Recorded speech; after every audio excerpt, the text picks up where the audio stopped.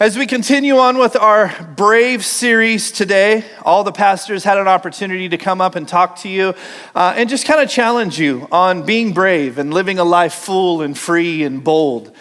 I want to go down a different road with you today, and I want to challenge you that you're brave enough. Just right where you are right now, in today, in the moment, in the circumstances that you're living in, I want to challenge you that you're brave enough. My hope and prayer is that when you leave here in the next 30 minutes, that it would be like a breath of fresh air. It would be like somebody just breathed into you. I got this. I can do this. I can make this. I am brave enough. See, sometimes when we look at bravery, we think that it means that being brave means you can never be afraid. I hope that's not the case, because I'm petrified sometimes. Sometimes we think being brave means that we always have to face our fears or always have to do the right thing, climb the mountain, conquer the hill, whatever. Does it mean that? Maybe, maybe not. Sometimes we think that being brave, we have to wait for the right scenario, the right circumstance to come along so that we can prove to ourselves and to God and to our family and to our church that we are brave. But in reality, we don't have to wait for a circumstance to come up. We don't have to wait for the next tragedy or the next hard thing in our life. Being brave is about waking up every day and saying, today I want to be a reflection of God. Pastor Dave has a vision for this church. The reason that we're here and the reason that we exist is God has called him here. And God gave him something, and that was he wants to help you become one step closer to being like Christ. If you've accepted that challenge in your life, that every single day I want to be a reflection of Christ, it is going to require you to be brave. And just simply being that reflection, there are things that are going to come up in your life. There are circumstances, there are events. And sometimes they happen on a daily, if not hourly basis. And we have to die to ourselves, die to our will, and say, God, whatever you want, I believe in you. You're the master, you're the creator, you're the sculptor of my life. You are the artist, I am the clay. And I'm going to be brave enough to trust you that you are going to create in me what you see and what you want. That's what being brave is about. Sometimes we like to think that being brave is about a certain individual, and it's not. Like the Navy SEAL, right? The Navy SEAL is brave. I have a Navy SEAL in my family. This dude's a bad dude, right? He's the nicest guy in the world, but if he took all my money, my car, my house, I wouldn't say a word to this guy, right? Not a word, because I am not brave enough to go toe-to-toe with this cat, right? This dude is a bad dude. But what about the soccer mom? Can the soccer mom be brave? What about the MMA fighter versus the IT person at your work?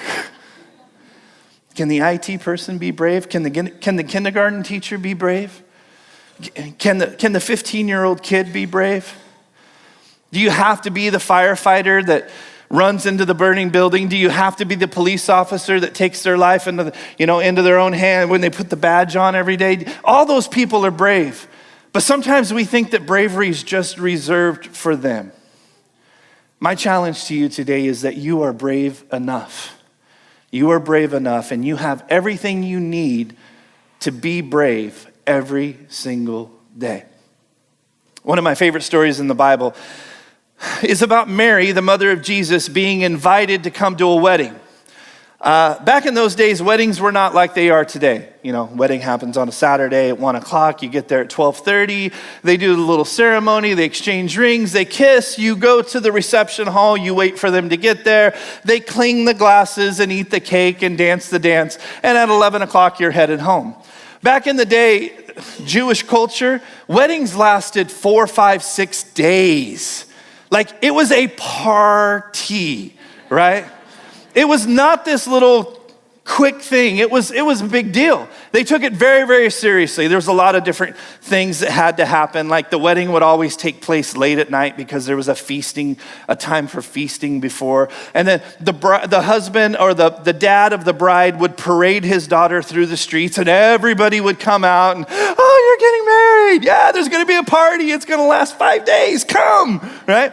And then they would go and have the ceremony, and then the husband would take his new bride back out into the streets, and there was torches and canopies and rose petals, and it was just this big thing. I say all that to say this. The party got relatively large relatively quickly, and it lasted 3, 4, 5 days, and it was always typical that the groom's parents, their job was to make sure that the refreshments were there, right? There was enough food, there was enough drink. There was one rule: do not run out of wine. Don't run out of wine, right? And for you and me, it sounds relatively simple and relatively like, oh, what's the big deal? Back then, if you ran out of wine, it was a huge, huge thing. Like in my research, I found this is how serious it was. You want to be ran out of town. You want to be shunned. You want to lose your social status. I even found things that said if you want to be at risk for being hauled into court and sued for breach of hospitality, run out of wine. All these things happen. When you ran out of wine at one of these festivals, it was life-changing. It was a big deal. It was like you're sitting at work one day talking to your buddies and you're like, everything was going great until we ran out of wine. I don't know what happened to my life, right? You just didn't run out of wine. In John, it tells the story about what happened. Now, this is not in your Bible. This is my interpretation, but I honestly do believe this. I believe Mary was invited to this wedding because she was either a dear friend of the groom's parents, or I personally think she was a relative. And so she was there to celebrate, but she was also there to kind of help make it all happen. And I think that this is how it played out. I think that at some point, day 2, day 3, whatever, I don't know when, I believe the groom's mom came to Mary and she looked white as a ghost. She looked like everything in life just got twisted upside down. And I believe she told Mary, it's about to go down. Like we are going to run out of wine. Now, Mary had 2 choices to make. She could have said, oh my goodness, get your purse. I'll sneak you out the back. Let's get out of here before the natives get restless. Or she could have done what Mary did, which was show bravery and say, you know what? We can handle this. Now, Jesus was there. Him and his disciples were over in the corner doing Jesus stuff. I don't know what that stuff is, but it's Jesus stuff, right? And so Jesus is doing what only Jesus can do, and he's over in his corner just dropping bombs of wisdom, I'm sure, and people are just, it's Jesus, right? Now, Jesus has not started his ministry yet. He has not done one single thing to actually initiate what he was put on earth to do. I believe that Mary walked up and interrupted him in the middle of Jesus' time, and she walked up and said these words, they are out of wine. Says it in the book of John. They're out of wine. Jesus looks at her and he says, dear woman, my time has not yet come. Now, I don't know about you, but even at 45 years old, if my mom said, hey, Brian, will you grab this and take it to my car for me? And I said, dear woman, my mom, I would be backhanded and I'd be pulling myself off the floor. But Jesus can get away with it because he's Jesus. So she says, they are out of wine. And Jesus goes, it's not my time. I also like to stop and think that Jesus kind of looks at her and he's like going, Mom. I believe Mary gave Jesus a look that only a mother can give. That look like, knock it off, right? I don't want to hear it, knock it off. Now, Mary knew that Jesus cared enough about other people. Mary knew that he was set aside. Mary knew that the angel had told her that she was giving birth to the Messiah. Mary knew that he had the capability and the power to change everything. And when she told the groom's mother, don't worry about it, I believe she went to Jesus and said, they're out of wine. She didn't tell him how to fix it. She didn't tell him what to do. She didn't give him suggestions. She didn't look over his shoulder on how he was going to get it done. She just said, they're out of wine. And then she did something absolutely incredible, my most favorite part. She turned and looked at the servants, and instead of saying, this is how he's going to do it, and you just need to help, and she looked at the servants and she said, do whatever he tells you to do. And then she walked away. Powerful, brave. After she did that, she had full confidence that Jesus was going to change something right there. She turned around, and I only imagine, again, it's not in your book of John, so don't look it up, and I might have to answer for this one day, but I believe she walked over and grabbed her glass, stood next to the groom, swirled it around because Mary's a classy gal. And I believe she looked at the mom and she went, "It's taken care of." Powerful, brave, awesome. Just kind of kick-started Jesus right into his ministry because she believed that he could do something. She believed that he could make a difference. If I ask you right now to make a list of all the brave people in the Bible, Mary probably would not fall onto that list. She is kind of overlooked. We have this kind of image of her being quiet, meek, and humble. Mary is one of the most brave people that the scripture has to offer. But in order to find out how she became so brave, we have to bounce back to the beginning. Write this down for number one. Bravery is almost always unscripted. Bravery is almost always unscripted. It's unplanned. We didn't ask for it. Something just happened. We fell into it, and now we find ourselves in this unfamiliar place, and we have no idea what's going to happen next. I'm going to be reading in Luke chapter 1, and I'm going to read a few verses, but your notes will pick up in verse 34. But listen to this. In verse 26, it says, "In the 6th month of Elizabeth's pregnancy, God sent an angel, Gabriel, to Nazareth, a village in Galilee, to a virgin named Mary. She was engaged to be married to a man named Joseph, a descendant of King David. Gabriel appeared to her and said, 'Greetings, favored woman, the Lord is with you.' Confused and disturbed, Mary tried to think of what the angel could mean. 'Don't be afraid, Mary,' said the angel, 'for you have found favor with God. You will conceive and give birth to a son. You will name him Jesus. He will be the very great and be called the Son of the Most High. The Lord will give him the throne of his ancestor David, and he will reign over Israel forever. His kingdom will never end.'" Now your notes pick up right there, and it says, Mary asked the angel, "But how can this happen? I'm a virgin." The angel replied, "The Holy Spirit will come upon you. The power of the Most High will overshadow you. So the baby to be born will be holy, and he will be called the Son of God." You want to talk about unscripted? When Mary woke up that morning, she had no plans, no ideas that an angel of the Lord was going to come down, look her in the face and say, "Hey, guess what, Mary? You found favor with God, and your whole life is about to change." When her and her girlfriends sat around and talked about their life and said, "I'm going to meet a man and we're going to fall in love and everything's going to be great and we're going to have the house with the picket fence and the little Labrador dog," and all these girls were sharing how their life was going to turn out, Mary never once said, "And one day when I'm 13, an angel will come down and tell me that I'm going to be pregnant and give birth to the Messiah." It's unscripted. Sometimes in life, it just throws you a curveball. You got something going on at work right now. You're not getting along with your coworkers, your boss. You feel like you're getting the short end of the stick. You're not making enough money. Finances are upside down. Your marriage is on the rocks. You're not able to communicate with your child like you once did.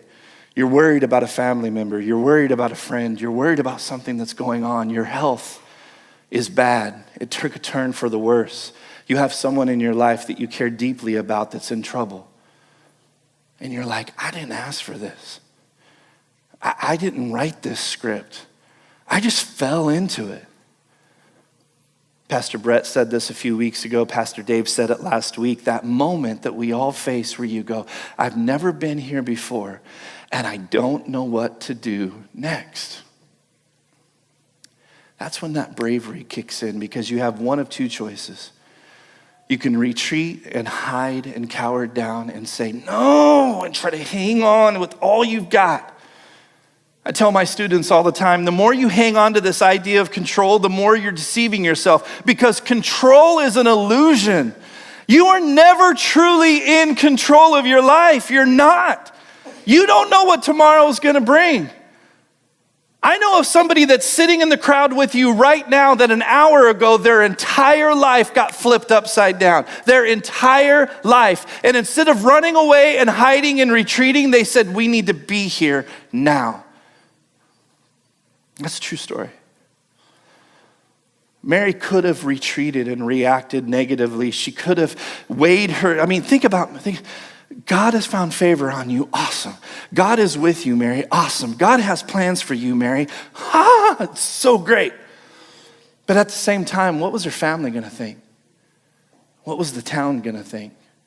When she went to Joseph and said an angel came and said I was going to be pregnant, what was he going to think? He had every right to abandon her and push her aside and never speak to her again and leave her totally isolated and by herself. Jewish law said she could actually be put to death because she was pregnant before she was married. All the fear, all the emotion. You know how Mary responded? Verse 47 says this. Mary responded with a song that started off with this. Oh, how my soul praises the Lord, how my spirit rejoices in God, my Savior. For he took notice of his lowly servant girl, and from now on, all generations will call me blessed. That takes bravery. That's courage.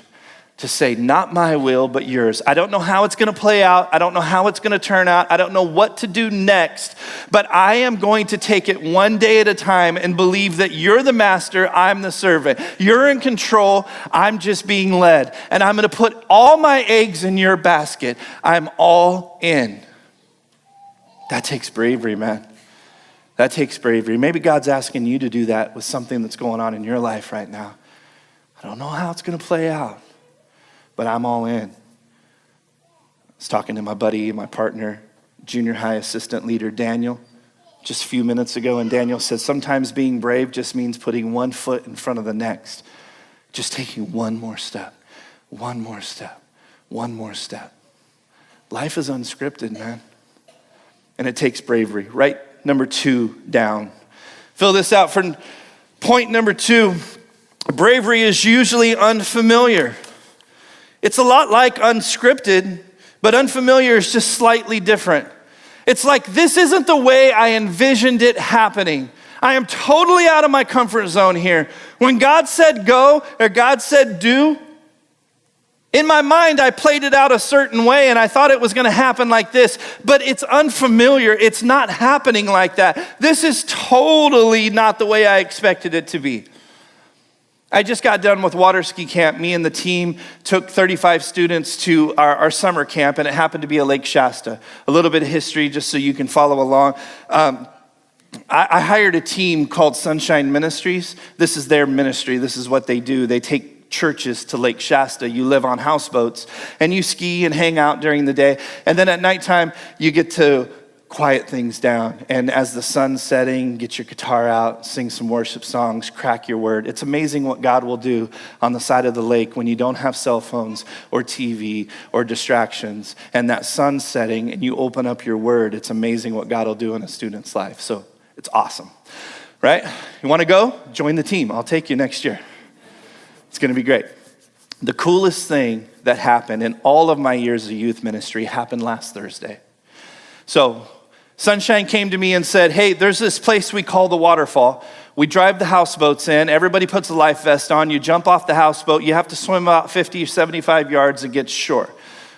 Once you get to shore, it's about a 15 to 17 minute hike from the shore to where this natural rock waterfall comes out of the side of the mountain. It dives into this gigantic pool. The water's nice and chilly because it's all snow water, and the kids just have a blast. Do you want to go? I said, yeah. I want to go. So we offered it up to all the students. Anybody who wanted to go could go. Everybody went except for a couple of students that just weren't feeling well. They were kind of under the weather. So they stayed back at the houseboats with some of our leaders. The rest of us went. Now the rule was this: Sunshine's in the front, Sunshine's in the back, we're in the middle. And they said these words: walk where we walk, go where we go. Now, I had asked them on the way over there, I said, on a scale of 1 to 10, what's this hike? And they were like, 5. It's no big deal, right? There's some boulders, there's some things. You're going to walk up this creek on the way up. Sometimes the creek is only ankle deep. Sometimes it's thigh deep. But, there's some obstacles. But we use teamwork, and we help each other up the rocks and under the tree and around the corner. And so I'm going, okay, a 5, no big deal. All of our students line up. We start taking off. 25 yards into this trip, I was like, a 5? Really? A 5? I'm like, you and me need to sit down and talk about a 5 because your 5 is not my 5, right? I wasn't 25 yards into this trip, and the entire group is a football field away from me. I'm going, what?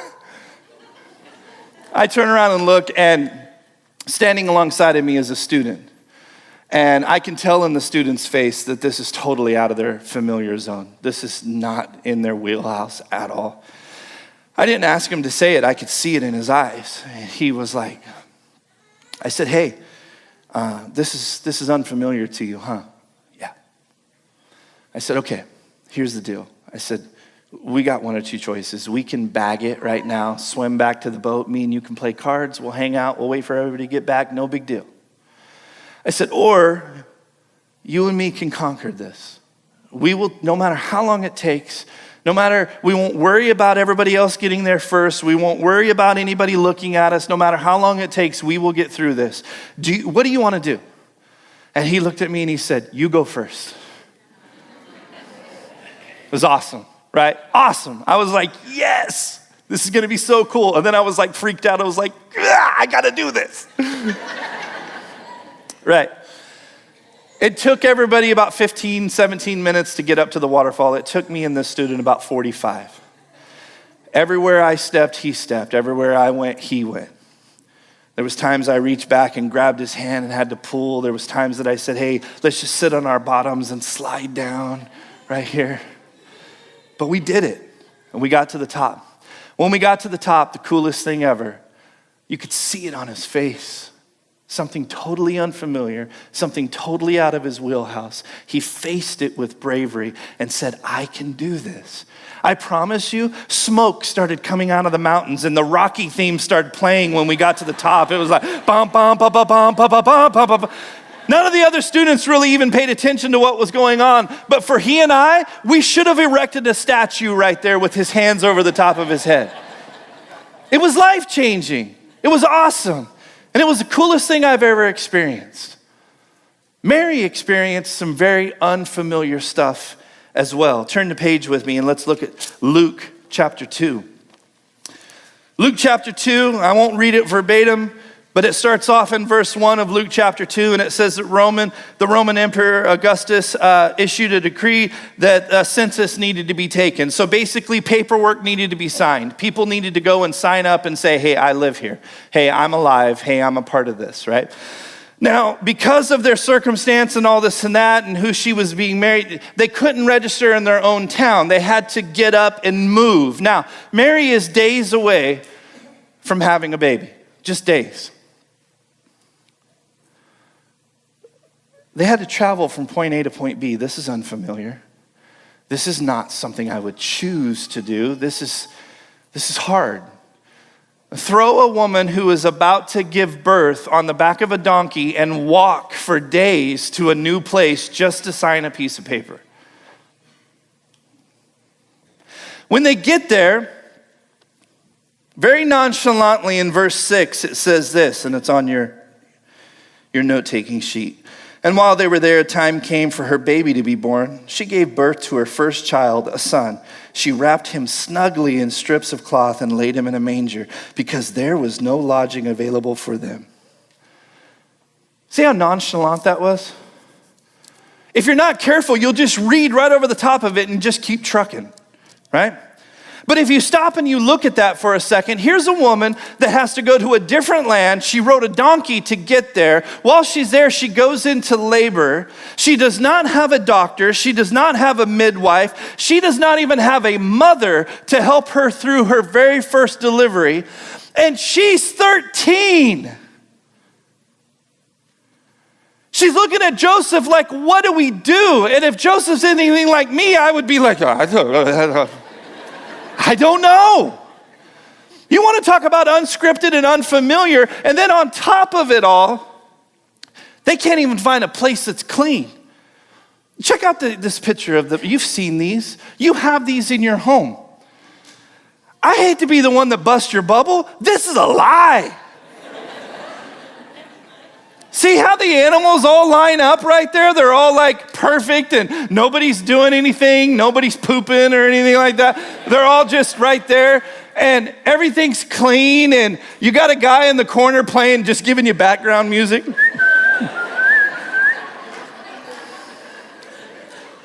Mary doesn't even look like she broke a sweat.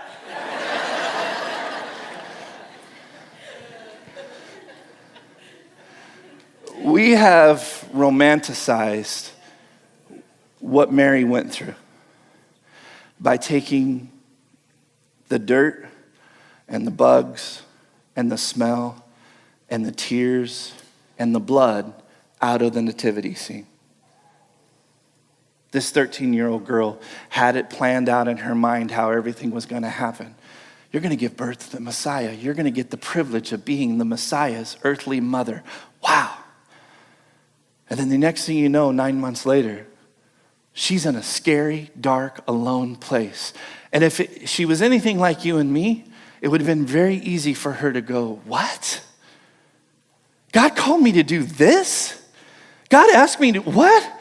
See, sometimes when God asks us to go or to stay or to move or to sit or to get up or to walk or to say something or to shut up, in our mind, we have it all planned out. This is what God's plan is, and it's going to look like this, and it's going to look like that, and at the end, everything will be awesome.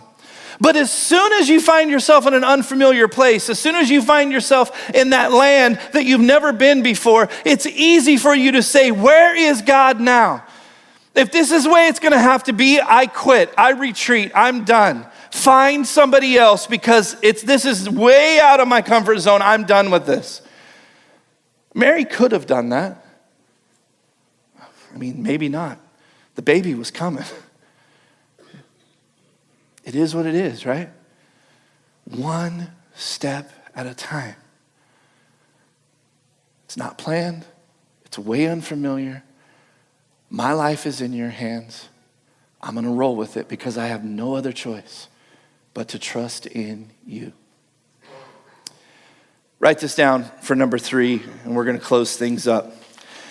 Bravery requires obedience. This is what it boils down to. Bravery requires obedience. The obedience to say, not my will, but your will. The obedience to say, it's not my life, it's your life. The obedience to say, guide, lead, and direct me. And no matter what curveball comes my way, no matter what happens, I'm going to put everything I have in you. That takes bravery. That takes obedience. One of my favorite things to do is to look at Old Testament prophecy and the people who were obedient enough to hear from God and to actually have the courage and the bravery to write it down. And then you see it play out later, sometimes thousands of years later. You see it play out and you say, oh yeah, this person said this, and then thousands of years later, this is what happened, and it all lines up. It's really cool. Listen to this. All Old Testament prophecy. He would be born of a virgin. He would be of the house of David. He would be born in Bethlehem. Remember that ride on the donkey? He would be preceded by a messenger. He would perform miracles. He would preach the good news. He would enter Jerusalem on a donkey. He would be forsaken by his disciples. He would be rejected by the Jews. He would be accused of false witness. He would be spit upon and beaten. His hands and feet would be pierced. He would cry out, my God, why have you forsaken me? He would be executed with thieves. He would be cut down in his prime. God used the obedience of a 13-year-old girl to set in motion a plan that would change your life and my life forever. And even though there was honor and prestige in being chosen by God, and even though she's held in high regard as being the chosen one to be the mother of the earthly Messiah, it also came with pain and torment and confusion and fear. Mary had a front row seat to see her son hang on a cross. She was there. And she didn't say a word, and she didn't throw her hands up and say, I quit. And she didn't say, my God, why didn't you tell me it was going to work out like this? Why didn't you warn me that I was going to have to go through this? Instead, she just said, I trust you. What are you going through right now? What's got you twisted upside down? You are brave enough to get through it. God will give you what you need to put one step in front of the other. Take it day by day. Don't worry about tomorrow because tomorrow will worry about itself. Don't worry what it's going to look like in 3 weeks because God has it planned. If you put your eggs in his basket and your life in his hands, he will guide you. It may not look like you want it to look. It might not be the outcome that you were expecting. But if you're brave enough to become a reflection of him, you're going to be brave enough to accept the results. Are you brave enough? Will you bow your heads with me?